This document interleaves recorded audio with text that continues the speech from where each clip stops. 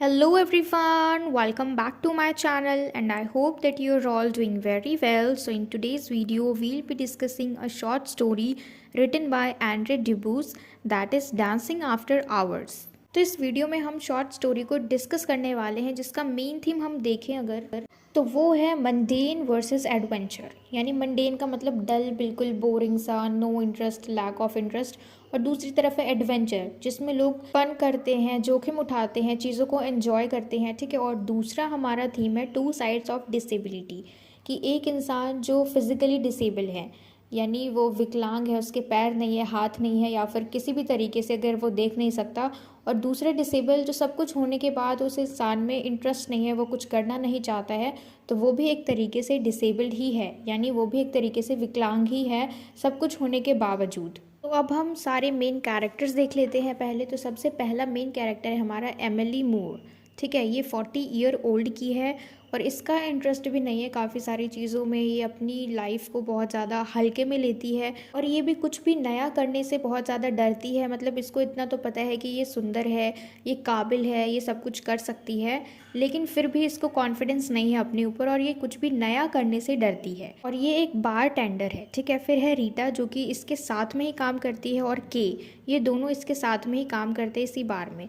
फिर है जेफ जो कि इस बार का मैनेजर है। फिर है ड्रू जो कि हम कह सकते हैं एक तरीके से मेन कैरेक्टर है, क्योंकि ये इसमें डिसेबल्ड पर्सन है, व्हील चेयर पे आता है, और इसको देख के जो एमिली है, इसका जो माइंड है वो क्लियर होता है। ठीक है।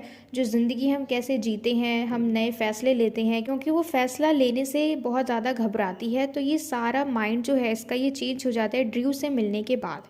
ठीक है। फिर है एल्विन। एल्विन जो है ये ड्रू का असिस्टेंट होता है, यानी वो हेल्प करता है कि वो उठ के जाए या फिर किसी भी तरीके से वो ड्रू की हेल्प करता है, क्योंकि ड्रू जो है वो व्हील चेयर पे है और उसको असिस्ट करने के लिए कोई चाहिए, तो वो कौन है? एल्विन। तो अब हम इस शॉर्ट स्टोरी को शुरू करते हैं। The narrator straightaway introduces us to Emily Moore, a 40 year old bartender who lives in Massachusetts. तो सबसे पहले हमारी मुलाकात होती है एमिली मूर से, जो कि 40 साल की है और ये एक बार टेंडर है। ठीक है। The narrator probes into the psyche of Emily almost throughout the story and gives us her perspective of everything that goes around her. She doesn't seem so happy or satisfied in her life. तो देखो इसमें हम देखेंगे कि जो Emily है इसका mind set किस तरीके का है। इसमें हम यही देखेंगे कि जो इसके आसपास की चीज़ें हैं वो इसके ऊपर कैसे अफेक्ट करती हैं, और ये अपनी लाइफ में बहुत ज़्यादा खुश भी नहीं है और ना ही सेटिस्फाइड है। हम कहते हैं ना ऐसा मोड जहाँ पे लोग कंफ्यूज रहते हैं कि उनको क्या करना है, तो ऐसा ही इसका भी है एमिली मूर का। तो जब ये दूसरे लोगों को खुश देखती है तो ये खुद में ही सोचने लग जाती है कि इसकी ज़िंदगी में कुछ ना कुछ तो ऐसी चीज़ है जो मिसिंग है, जो इसको मिल नहीं रही। She also liked her face, even loved it. She had to. It held her eyes and nose and mouth and ears. They let her see and hear and smell and taste the world. And behind her face was her brain. देखो ये इसका जो चेहरा है उसको बहुत पसंद करती है, प्यार करती है, और इसको करना भी पड़ेगा। क्यों? क्योंकि इसके फेस पे हर चीज़ है, आइज़ भी है, नोज़ भी है, माउथ भी है, ईयर्स भी है, यानी ये देख भी सकती है, सूंघ भी सकती है, सुन भी सकती है और बोल भी सकती है। ठीक है। उसके बाद इसके पास दिमाग भी है जो कि वर्क करता है। तो इसीलिए, क्योंकि ये डिसेबल्ड नहीं है, यहाँ पे इन सारी चीज़ों को एक एक क्यों बताया है, आइज़, नोज़, माउथ, ईयर्स, क्योंकि इसके पास सारी चीज़ें हैं, ये डिसेबल्ड नहीं है। ठीक है।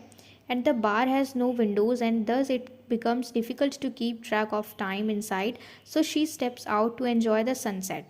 अब देखो क्योंकि ये जो बार है ये थोड़ा केज्ड है। ठीक है। मतलब इनमें खिड़कियाँ नहीं है, और अगर हम अंदर है तो हमें पता नहीं लगता टाइम का कि शाम हो गई, दोपहर है या रात हो गई, तो इसीलिए ये वहाँ से बाहर निकलती है सनसेट को देखने के लिए। This is when she sees a white man sitting in a wheel chair accompanied by a black man. और जब ये बाहर आके देखती है सनसेट को, तो वहीं पे इसकी नज़र पड़ती है एक वाइट मैन पे जो कि व्हील चेयर पे बैठा होता है, और उसके साथ एक ब्लैक मैन होता है, यानी एक अफ्रीकन होता है और एक अमेरिकन होता है। एमिली जो है इनको देख के बहुत ज़्यादा शॉक्ड हो जाती है, क्योंकि यहाँ पे काम करते करते इसको 7 साल हो गए, और इन 7 सालों में यहाँ पे ऐसा कोई भी इंसान नहीं आया जो व्हील चेयर पे आया हो। इस आदमी का नाम क्या है जो व्हील चेयर पे है? इसका नाम है ड्रू। ठीक है। अब जैसे ही एमिली उसको देखती है तो वो सोचती है कि चलो ये व्हील चेयर पे तो है, चलो इसके पैर काम नहीं कर रहे, लेकिन काश ये मेंटली स्टेबल हो, कि ये जो इसकी इंजरी है ये इसके दिमाग पे भी असर ना करती हो। क्योंकि वो सोच रही है, क्योंकि वो फिज़िकली तो चलो वीक है, लेकिन कम से कम उसका ब्रेन तो ठीक हो, तो वो ये उम्मीद में है कि जो ब्रेन है वो ठीक है, यानी ये मेंटली स्टेबल है। This takes us to Tom Shakespeare's comment that persons with disabilities are undoubtedly pushed to the margins, whereas persons with mental disabilities are pushed further, as there is considerable stigma surrounding mental illness. देखो, Tom Shakespeare ने एक बात कही थी कि अगर कोई इंसान फिजिकली डिसेबल है तो लोग उनको ऑटोमेटिकली समझ जाते हैं कि इनका मेंटली हालत भी कुछ ऐसा ही होगा, मेंटली भी वो वीक ही होंगे। और एमिली भी यही सेम चीज़ सोचती है ड्रू के बारे में कि अगर वो हैंडीकैप्ड है, अगर वो डिसेबल्ड है, तो वो माइंड से भी कुछ ऐसा ही होगा। और वो नहीं चाह रही थी कि वो किसी भी ऐसे इंसान से बात करे जो मेंटली बिल्कुल भी स्टेबल ना हो, जिसका माइंड बिल्कुल भी प्लेस पे ना हो। And then she notices that the black man behind him doesn't touch his chair, which hints that Drew likes to be in charge of his life. Emily is relieved when she hears him speaking, as his voice was normal and so was the cheerful light in his eyes. अब देखो, उसने notice किया, Emily ने notice किया कि जो black man उसके पीछे खड़ा है उसने उसकी चेयर को टच नहीं कर रखा था, यानी उनको किसी का भी सपोर्ट नहीं चाहिए। ये जो ड्रू है ये खुद ही संभालना चाहता है अपने आप को, ये किसी और पे डिपेंडेंट रहना नहीं चाहता। जब ड्रू कुछ बोलता है तो उस वक्त उसकी आवाज़ सुन के एमिली को थोड़ा अच्छा लगता है, मतलब कहते हैं ना, एक राहत मिलती है कि हाँ चलो उसकी आवाज़ तो नॉर्मल है, यानी ये इंसान ठीक है। और उस आंखों में चीयरफुल लाइट है, उसे देख के भी एमिली को अच्छा महसूस होता है। Emily constantly taking notice of Drew's each and every movement and wondering how he manages his life in a wheelchair. Emily is inquisitive about Drew. She doesn't seem to have had an encounter with a person in a wheelchair before. This also brings in the idea of how persons with disabilities are considered as freaks and beyond normal. तो Emily जो है वो Drew के हर एक movement को, हर एक action को देख रही थी कि वो इतना ज़्यादा, मतलब हर वक्त व्हील चेयर पर बैठे रहना, तो वो हर काम को किस तरीके से करता है, कैसे मैनेज करता है। तो वो बहुत ज़्यादा एक्साइटेड है कि किस तरीके से वो सारे काम करता है। और वो इसलिए भी एक्साइटेड है क्योंकि इससे पहले वो किसी भी डिसेबल्ड इंसान से नहीं मिली। ड्रू जो है ये डिसेबल्ड होने के बाद भी नॉर्मल है, ये चीज़ एमिली को बहुत ज़्यादा अच्छी लगी, ठीक है। और ये चीज़ हमें ये भी दिखाती है कि जो नॉर्मल पीपल हैं वो डिसेबिलिटीज़ वालों को किस तरीके से देखते हैं, यानी जो विकलांग लोग हैं उनको कैसे देखते हैं, as freaks and beyond normal. यानी हम उन्हें पागल समझते हैं, सनकी समझते हैं, और नॉर्मल तो समझते ही नहीं है क्योंकि उनकी फिजिकली ही ऐसी हालत होती है, ऐसी कंडीशन होती है, तो हम पहले ही अज्यूम कर लेते हैं कि ये मेंटली भी ठीक नहीं होगा। The bartender Jeff, who is separated from his wife after 23 years of marriage. जो जेफ है ये कौन है? बार मैनेजर, ठीक है, जहाँ पे एमिली काम करती है, और ये अपनी वाइफ से अलग हो चुका है। And Jeff looks interested in Emily, which she is also aware of, but Emily is too cautious as well as conscious to make any advancement. तो देखो, ये जेफ जो है ये एमिली में बहुत ज़्यादा इंटरेस्टेड है, और ये बात एमिली को भी अच्छे से मालूम है, लेकिन एमिली जो है ये बहुत ज़्यादा सावधानी रखना चाहती है क्योंकि इसका जो पिछला रिलेशनशिप था वो बिल्कुल भी अच्छा नहीं था और इसका दिल टूट गया था। इसलिए अब ये डरती है कि अगर मैंने किसी और को दूसरा मौका दिया तो वो भी ऐसा ही ना कर दे, ठीक है। तो ये डरती है कि ये हाँ बोले या ना बोले, ये चीज़ इसको भी नहीं पता। तो जेफ जो है ये इसको लंच के लिए भी पूछता है, तो ये हेजिटेटली अग्री कर देती है, यानी हाँ कर देती है हेजिटेटली, ठीक है, क्योंकि ये बिल्कुल भी श्योर नहीं है और इसको ऐसा लगता है कि ये भी शायद थोड़ा थोड़ा पसंद करती है जेफ को, लेकिन ये बोलती नहीं है कुछ भी। तो ये लोग जब आपस में बातें करते हैं, that time Jeff mentions that he had a friend who was also confined to a wheelchair. I had a friend like him. He always looked happy and I knew he was never happy. तो Jeff यहाँ पे Drew को देख के बोलता है कि मेरा भी एक दोस्त था जो कि व्हील चेयर पे ही रहता था और वो हमेशा खुश ही नज़र आता था, लेकिन रियलिटी क्या थी कि वो कभी भी खुश नहीं रहता था। वो सिर्फ दूसरों के दिखाने के लिए ही खुश रहता था, क्योंकि देखो जो डिसेबल्ड लोग होते हैं, जब उनको कोई नॉर्मल इंसान देखे तो वो लोग देख के सिंपैथी दिखाना शुरू कर देते हैं, फेसेस बनाने लग जाते हैं, किसी को इरिटेशन होने लग जाती है। तो ऐसे में अगर वो मुंह बना के रखेगा, पहले ही वो डिसेबल्ड है, उसके बावजूद अगर वो सैड रहेगा तो लोग उसको देख के क्या सोचेंगे, फिर उनका रिएक्शन क्या होगा। तो इसीलिए जो जेफ का फ्रेंड है वो हमेशा खुश रहता था, लेकिन असलियत में वो खुश नहीं था, लेकिन दूसरों को दिखाने के लिए खुश रहता था। और वो साथ ही साथ ये भी बताता है कि अब वो जिंदा नहीं है। And Kay informs Emily that Drew's personal care assistant name is Alvin and they are also friends. तो के जो है ये इनके साथ में ही काम करता है, जो कि एमिली को बताता है कि ड्रू का जो पर्सनल असिस्टेंट है जिसका नाम है एल्विन, ये दोनों आपस में दोस्त हैं। कौन? एल्विन और के।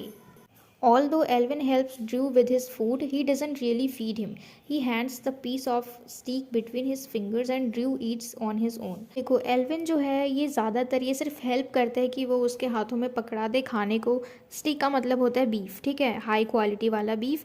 तो मतलब वो सिर्फ पकड़ा देता है लेकिन वो उसको खिलाता नहीं है, वो अपने हाथों से ही खाता है। एमिली जो है ये ड्रू को देख के इमेजिन करती है, क्योंकि वो क्लियरली पूछ नहीं सकती कि क्या तुम अपने सारे काम खुद से करते हो या इस पे डिपेंड रहते हो, यानी एल्विन पे। तो वो सिर्फ इमेजिन करती रहती है ड्रू को देख के कि क्या वो सारे काम खुद से करता होगा अपने। ठीक है, तो ये सारी बातें सोच सोच के फिर वो सोचने लग जाती है। She immediately turns away to remind herself that I can walk, feed myself, shower, shit in a toilet, make love. तो देखो ये अचानक से इसके दिमाग में बात आती है कि ये तो डिसेबल्ड है, ये कर नहीं सकता, लेकिन मैं तो कर सकती हूँ, है ना। वो कहती है कि आई कैन वॉक, मैं खुद के पैरों पे चल सकती हूँ, मैं खुद से खाना खा सकती हूँ, मैं नहा सकती हूँ, मैं वॉशरूम जा सकती हूँ, मैं प्यार कर सकती हूँ। तो ये सारी चीज़ें इसको याद आ जाती है, क्योंकि एक इंसान ऐसा है जो ये सब नहीं कर सकता, और उसी वक्त वो देखती है खुद में वो सारी एबिलिटीज़ कि वो ये सारे काम खुद से कर सकती है। She is afraid of being helpless physically as well as she thinks of preferring death over helplessness. ये बहुत डरती है फिजिकली हेल्पलेस होने से, यानी इसको किसी की भी ज़रूरत पड़ सकती है, हर छोटी छोटी चीज़ के लिए इसको दूसरे के ऊपर डिपेंड रहना पड़ेगा। तो ये सोचती है कि ऐसी हेल्पलेसनेस से अच्छा है कि मैं मर ही जाऊँ, उससे बेटर है death. After the bar is closed all of them sit together. अब जैसे ही ये बार बंद होता है, बार के बंद होने का टाइम होता है, ये सारे साथ में बैठ जाते हैं। And Drew tells them of as a skydiving experience. He says that he was already told that there might be some complications for him in doing this adventure. अब देखो ड्रू जो है ये अपने सारे एक्सपीरियंस के बारे में बताने लग जाता है कि इसने स्काई ड्राइविंग की है, और उसमें जब वो करने गया तो उसको बताया गया कि काफ़ी सारी कॉम्प्लिकेशंस है अगर उसने ऐसा किया इस एडवेंचर में। लेकिन देखो ये एक ऐसा इंसान है जो डरता नहीं है, तो ये इसने बहुत सारी चीज़ें करी, बहुत सारे एडवेंचर्स किए, और बताया कि इसीलिए आज मैं इस व्हील चेयर पे हूँ, क्योंकि जब मैं पहाड़ चढ़ता था या फिर स्काई ड्राइविंग करता था या फिर जब मैं सर्फिंग करता था ओशन में, तो इन सारी चीज़ों की वजह से मुझे चोट लगी, और आज देखो मैं इस व्हील चेयर पे हूँ। तो इस तरीके से ये अपनी सारी कहानी बताने लग जाता है, और ये लोग आपस में बातचीत करते हैं, ड्रू की कहानी सुनते हैं, उसके एक्सपीरियंस को सुनते हैं। And after this everyone gets up to dance. और इन सारी बातों के बाद ये सारे डांस करने लग जाते हैं। अब देखो हमारी ये शॉर्ट स्टोरी का टाइटल क्या है, डांसिंग आफ्टर आवर्स। तो इसी के लिए यहाँ पे इस स्टोरी का टाइटल है डांसिंग आफ्टर आवर्स। का मतलब है कि काफ़ी दिनों बाद इन सबको बहुत अच्छा फील हुआ, आपस में बात करके, आपस में बैठ के इनको राहत मिली, खुशी मिली, तो अब ये लोग डांस कर रहे हैं। ठीक है, डांस करके एक्सप्रेस कर रहे हैं कि ये लोग खुश है अपनी ज़िंदगी में। चलो एक ऐसा मौका तो मिला, ऐसा मूवमेंट तो आया जब ये लोग इसको सेलिब्रेट कर रहे हैं। तो इसीलिए हमारी शॉर्ट स्टोरी का टाइटल है डांसिंग आफ्टर आवर्स। तो अब देखो रात हो चुकी है और सारे एक एक करके घर जाने लगे हैं। तो यहाँ पे Jeff invites Emily for a drink and she postpones it. तो जेफ इसको फिर से ऑफर करता है ड्रिंक के लिए, और ये मना कर देती है। वो बोलती है अभी नहीं फिर कभी, क्योंकि ये पोस्टपोन कर देती है, डायरेक्टली मना नहीं करती। And now she is ready to give Jeff a chance and agrees to go out fishing with him. ठीक है, यानी ये सारी चीज़ें करने के लिए तैयार हो गई है, यानी एक तरीके से हम कह सकते हैं इसकी तरफ से इसने हाँ कर दिया है जेफ को, क्योंकि इसने ड्रू से सीखा कि ज़िंदगी को किस तरीके से जीना है। जब वो डिसेबल्ड नहीं था, जब वो व्हील चेयर पे नहीं था, तब भी उसने इतना फ़न किया, और व्हील चेयर पे आने के बाद भी वो कभी भी पछताया नहीं कि अरे मेरे पैर नहीं है, ये नहीं है, ऐसा नहीं है। वो फिर भी अपनी लाइफ को एंजॉय करता है, और अभी भी वो पूरी तरीके से एल्विन के ऊपर डिपेंड नहीं है, जो कि उसका असिस्टेंट है। ठीक है, तो इसलिए अब इसने भी डिसाइड किया कि इसे भी एक चांस देना चाहिए, इसे भी अपनी ज़िंदगी को जीना है। तो आज की शॉर्ट स्टोरी में इतना ही, और मुझे पूरी उम्मीद है कि आपको ये शॉर्ट स्टोरी अच्छे से समझ में आई हो। And if so then please let me know in the comment box if you like this video, and share it with your friends as well, so that they can get help from it. And don't forget to subscribe my channel. Until we meet in the next video, keep learning.